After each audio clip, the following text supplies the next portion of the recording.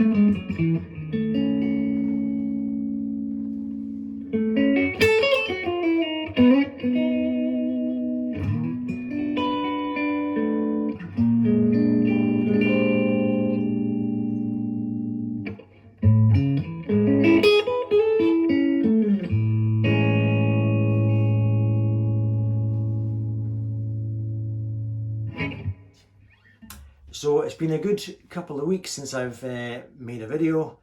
It's been a crazy couple of weeks. We bought a puppy, and the puppy is healthy and happy, but we took on too much, and the puppy's now back with her mother out on a farm in the Scottish borders, and it's just been a very emotional 2 weeks. I'm pretty devastated I don't have a puppy anymore. But she's happy and healthy out with her mother. Long story, but it's been a world of tears in this family for the last couple of weeks. Anyway, moving on. First thing is, you'll notice no scratch plate. I took it off. It started with the E. The E was peeling off, and I thought, oh, it's a sticker. So I took the E for Epiphone off. Then I lived with it for a couple of weeks with the scratch plate. And this is more like Robin Ford has it. He has a stop tailpiece, but I took the scratch plate off just to be a bit more like one of my heroes. So first of all, the reason I keep looking over there, by the way, is I've got a list. The good. Let's go through the good, the bad, right? Just like on the first video that introduced this guitar, the good has not changed. It plays as well as any of my custom shops. It stays in tune and intonates as good as any of my custom shop guitars. I love the way it looks, and I love the general colour, the royal tan. And also, although it's a polyurethane finish, it doesn't scream poly. it sits quite nicely. It's not satin. It has got a shine, but it's a slightly, not VOS, but it's going that direction. So this is the nicest poly finish I've seen in a long time. The not so good, well, it's a poly finish, so it won't check. The lacquer won't check and crack, and it won't age as quickly as my nitro guitar.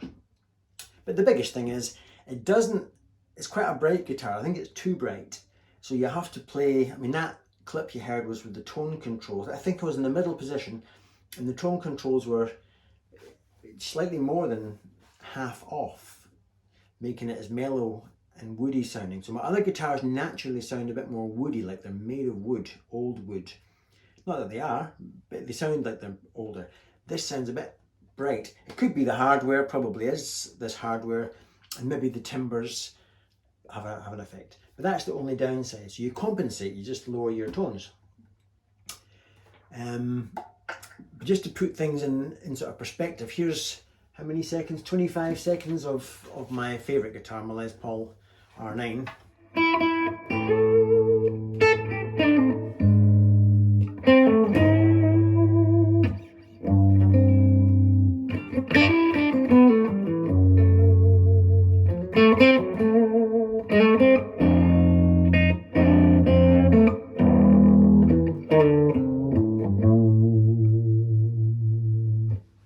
And here's 80 seconds of more custom shop loveliness.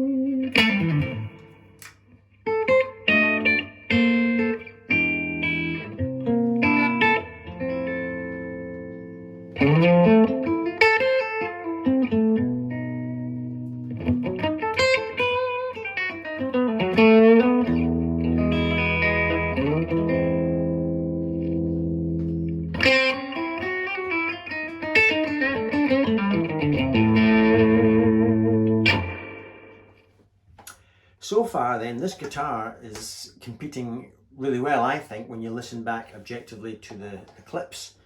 The guitar that most of my watchers tend to lavish love on is my Telecaster. So here's another 1 minute 54 seconds of custom shop, including the telly.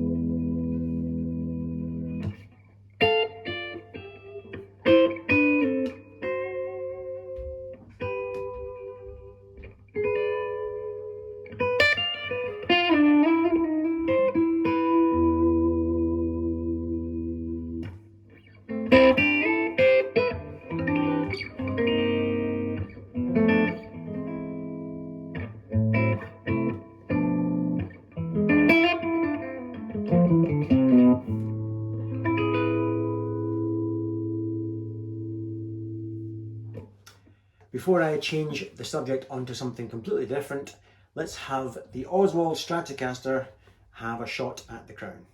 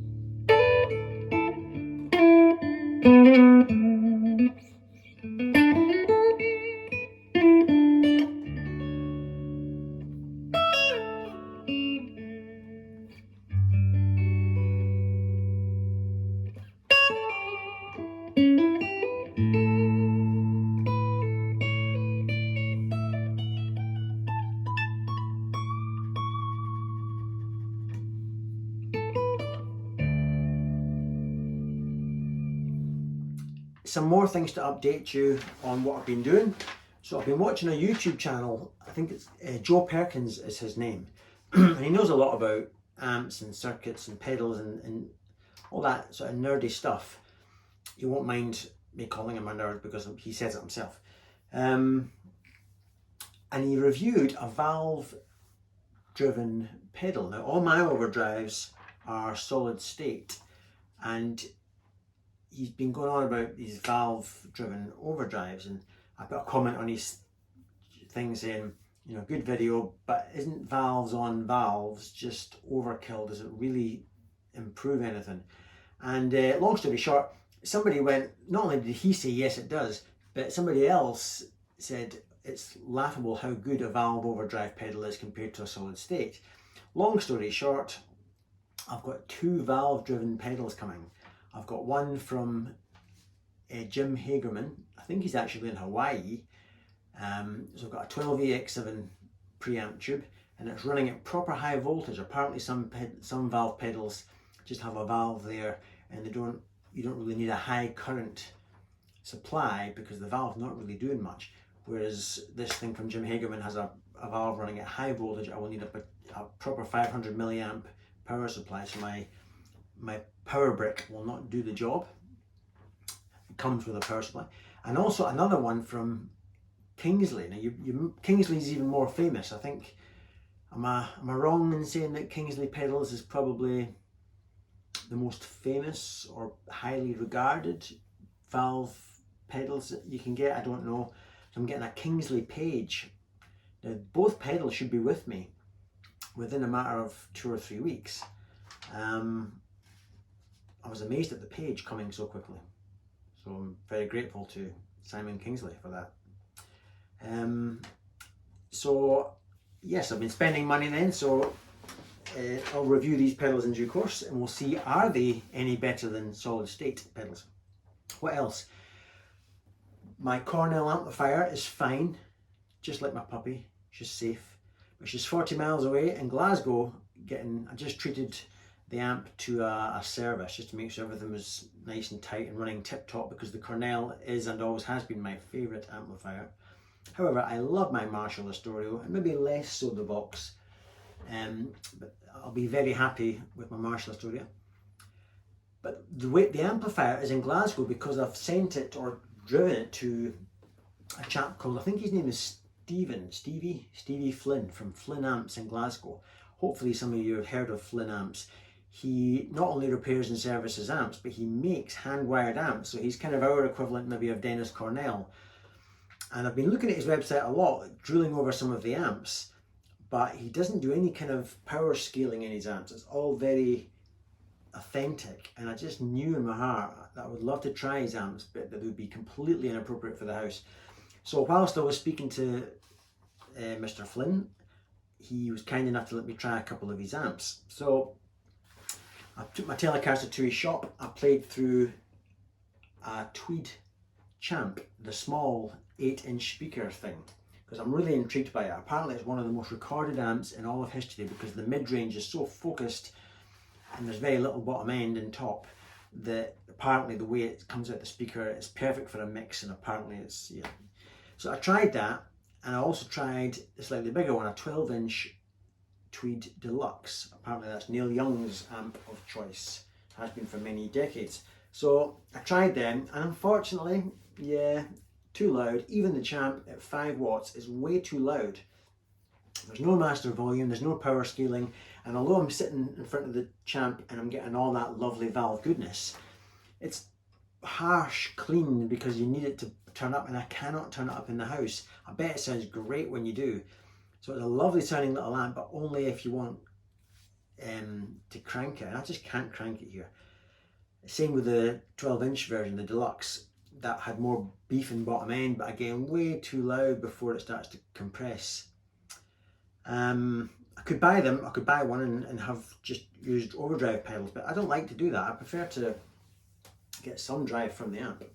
So once again, it pushes me more in the direction of amps from people like Morgan and Bad Cat, who do some sort of power scaling. So maybe one day when I can afford it, I might treat myself to one of these types of amps. Anything else to tell you? No, that's pretty much it. So let's end with just some Stratocaster madness with a fuzz.